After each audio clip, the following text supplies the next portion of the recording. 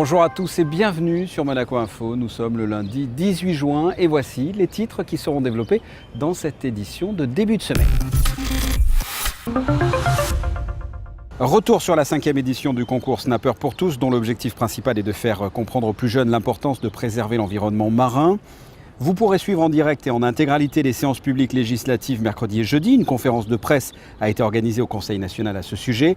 Et enfin, c'est une première pour Fight Monaco. L'association a organisé son opération de dépistage du VIH Test in the City en nocturne.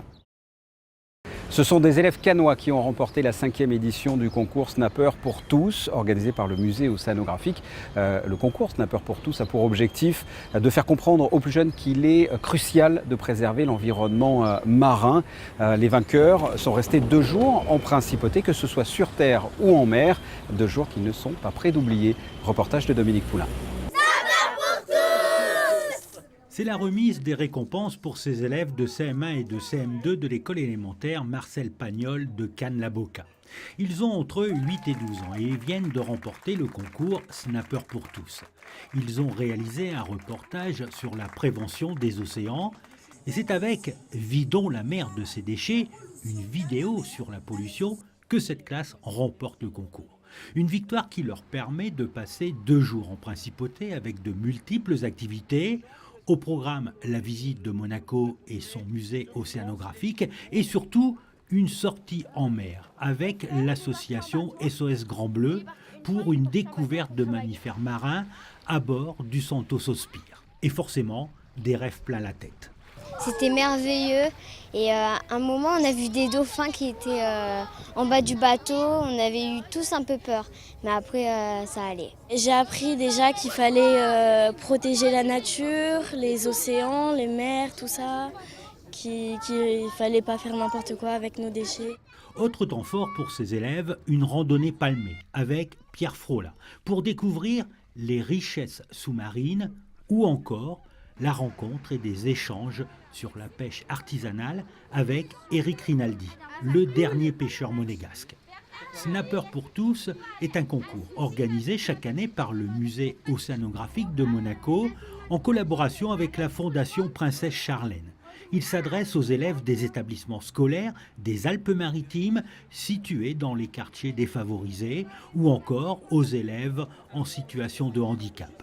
Pour cette 5e édition, 150 élèves représentant 8 classes ont participé à ce concours. Et cette année, la marraine était Marie Tabarly, la fille d'Éric Tabarly, elle aussi concernée par l'environnement. J'ai la chance de marrainer après d'autres écoles, je peux dire que c'est mieux que les autres, c'est à chaque fois différent et c'est à chaque fois une grande joie. Et ils sont friands de ça en fait, ils ont vraiment envie d'apprendre, ils ont envie de découvrir les choses, ils ont envie de se sentir utiles, même à leur âge, ils ont envie de savoir qu'ils ont du pouvoir dans leurs mains, et ils réalisent vite que c'est eux qui vont mener le monde aussi, et du coup ils voient rapidement les enjeux avec des mots beaucoup plus simples et des fonctionnements beaucoup plus simples, mais c'est toujours surprenant de voir des enfants qui sont aussi éveillés et aussi à l'écoute. Ouais. Et pendant ces 2 jours d'immersion, ces enfants ont été sensibilisés à la beauté de l'environnement marin, mais aussi à sa fragilité, et ont mieux compris l'impact de l'homme sur les océans. Vous pourrez suivre en direct et en intégralité les 20 et 21 juin prochains les séances publiques législatives. Une conférence de presse a été organisée aujourd'hui au Conseil national à ce sujet. Plus de détails dans ce reportage d'Émilie Rousseau. À quelques jours des séances publiques législatives, le président du Conseil national a réuni la presse pour exposer les 5 projets de loi qui seront débattus à partir de mercredi. C'est en présence des rapporteurs que ces textes ont été tour à tour développés. La simplification du vote par procuration avec Marine Grisoul, la proposition de loi portant sur la sauvegarde du secteur protégé avec Franck Lobonneau, ou encore le projet concernant le renforcement du dispositif de lutte contre le blanchiment de capitaux, le financement du terrorisme et la corruption. Un texte pour se mettre en conformité par rapport à la nouvelle directive européenne. Nous avons déjà une législation de lutte anti-blanchiment financement du terrorisme et la corruption, nous avons l'évolution internationale qui fait que nous devons nous mettre à jour et transposer cette 4e directive. Et c'est ce que nous allons faire par ce projet de loi qui va être vraisemblablement voté jeudi prochain. À l'ordre du jour, lors de la séance du 20 juin, le projet de loi prononçant la désaffectation de parcelles et de volumes avenue Kennedy, ainsi que la proposition de loi relative à la domiciliation à titre gracieux d'une activité professionnelle dans un local à usage d'habitation dont l'État est propriétaire.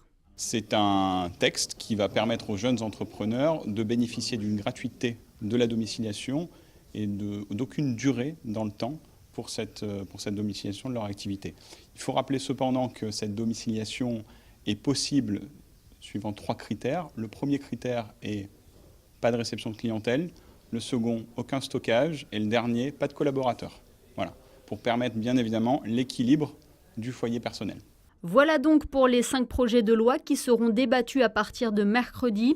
À noter que les 24 élus du Conseil national ont adressé une demande au gouvernement afin d'organiser des séances publiques supplémentaires sur les grands dossiers d'actualité de la principauté, et ce en plus des sessions budgétaires et législatives.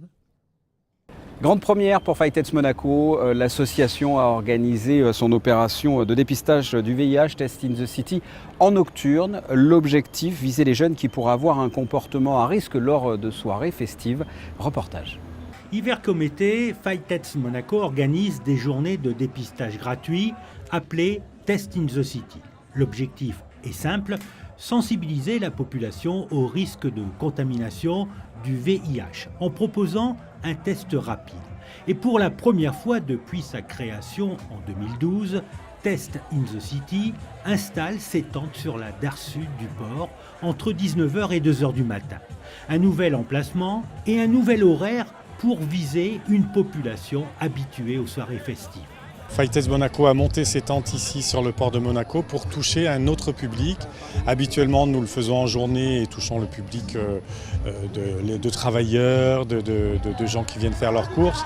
Et là, nous touchons le public qui fait la fête, qui vient pour, par exemple, voir le match ce soir, se retrouver entre amis, boire un coup, dîner.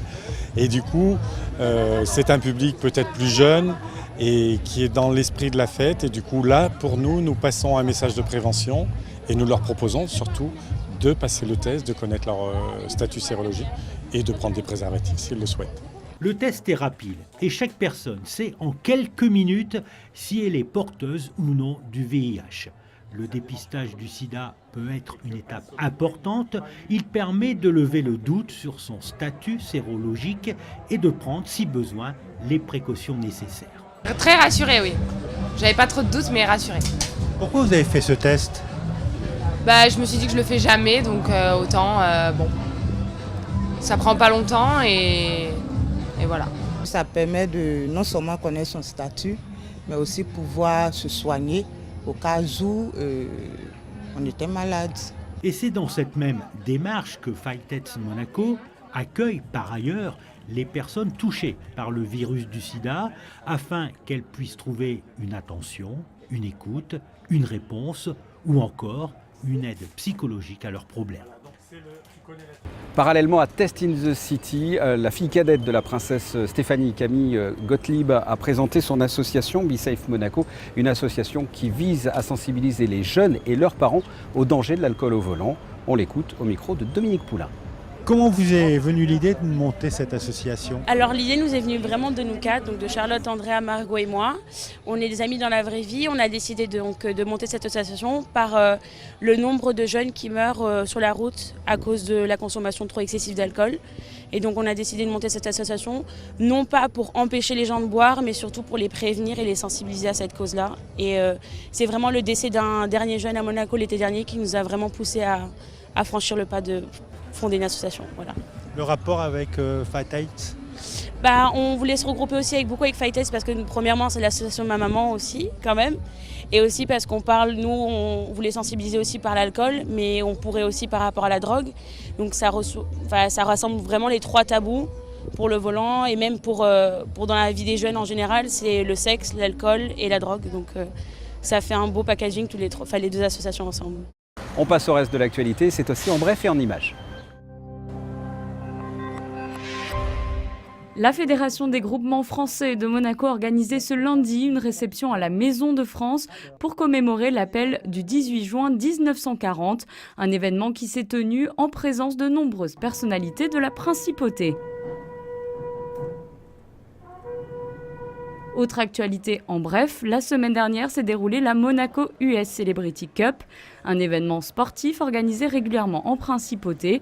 Ce tournoi de golf rassemble des stars américaines et européennes sur le parcours du Montagel.